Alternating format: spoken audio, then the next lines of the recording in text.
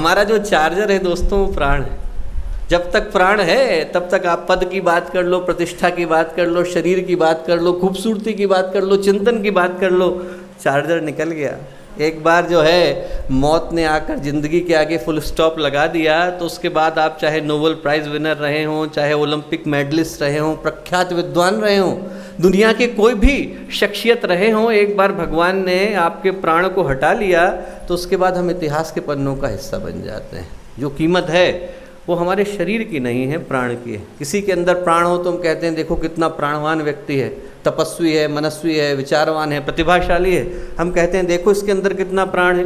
छोटा सा बच्चा अभी प्राणों को भगवान के पास से लेकर के आता है तो प्राण के जखीरे के कारण उसकी ऊर्जा को थामना मुश्किल हो जाता है। 3 साल का बच्चा है, आप ज़मीन पर रख दो तो एकदम हवाई जहाज की तरह से भागता है, कमरे के अंदर इधर उधर चढ़ जाएगा, सोफे पे चढ़ गया, कुर्सी पे चढ़ गया, रोकना मुश्किल हो जाता है। और वहीं धीरे धीरे जब प्राण चुकने लगता है, शरीर धीरे धीरे मृत्यु के करीब जाने लगता है, तो एक एक कदम उठाना भारी पड़ जाता है। 11-12 साल की उम्र में जिस बिल्डिंग को हम लोग पलक झपकते नाप लिया करते थे, उसकी एक एक सीढ़ी एवरेस्ट पर चढ़ने के समान लगती है।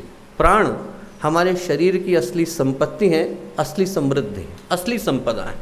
और इस सृष्टि में प्राणों को पहुँचाने की भगवान की एक व्यवस्था है जिसका नाम है भगवान सूर्य। भगवान सूर्य जो है यदि प्रकाश, ऊर्जा, ऊष्मा लेकर के नहीं आए, फोटोसिंथेसिस नहीं होगी, अन्न नहीं उपजेगा, नदियाँ जो हैं बहेंगी नहीं, बादल बनेंगे नहीं, बरसात होगी नहीं। बेसिकली इस सृष्टि का कोई काम भगवान सूर्य के बगैर नहीं होगा। सूर्य है तो पूरा का पूरा अस्तित्व है। और इन्हीं भगवान सूर्य का, इस बात को आप ध्यान से सुनिएगा, इन्हीं भगवान सूर्य के 2 रूप हैं। एक तो स्थूल रूप है और एक सूक्ष्म रूप है। स्थूल रूप से हम लोगों के पास प्रकाश आता है, और प्रकाश जो आता है वो हमारे जीवन को वायुमंडल दे करके जाता है, ऊर्जा, ऊष्मा दे करके जाता है। स्थूल सूर्य का जो माध्यम है वो है प्रकाश, और सूक्ष्म सूर्य का जो माध्यम है वो है प्राण। स्थूल सूर्य को धरती तक लाने का माध्यम प्रकाश की किरणें बनती हैं, और सूक्ष्म सूर्य के प्राण को लाने का माध्यम गायत्री मंत्र के शब्द बनते हैं। हमारी अंतरात्मा में सूक्ष्म सूर्य के पास से जो प्राण लेकर के आ रही है शक्ति, वो गायत्री मंत्र की शक्ति है, पूर्ण रूप से वैज्ञानिक। आप यदि वेदों के अंदर गायत्री मंत्र की व्याख्या को पढ़ें तो शतपथ ब्राह्मण में ऋषि कहते हैं गयान प्राणान त्रायते सा गायत्री। जो प्राणों की रक्षा करती है वो गायत्री कहलाती है। क्यों कहा? इसीलिए कहा क्योंकि प्राणों का एक एक जो कण है वो गायत्री मंत्र के एक एक शब्द से निकल करके आया है। पुराण को पढ़ेंगे तो पुराण कहते हैं गातारम त्रायते यस्मात् गायत्री तेन गीयते। जिसको गाने से त्राण हो, जिसको गाने से हमारी रक्षा हो, वो गायत्री कहलाती है। तंत्र को पढ़ेंगे तो तंत्र में गायत्री मंत्र के लिए कहा गया है तारक मंत्र, जो भव सागर से पार कराए, वो गायत्री का मंत्र है।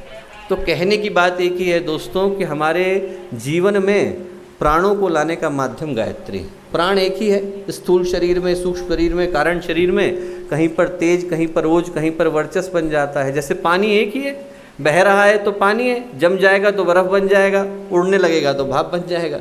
वैसे ही अलग अलग तल पर, अलग अलग शरीर के स्तरों पर वही गायत्री मंत्र द्वारा प्रदत्त प्राण हमारे लिए तेज, ओज, वर्चस्व बन जाता है।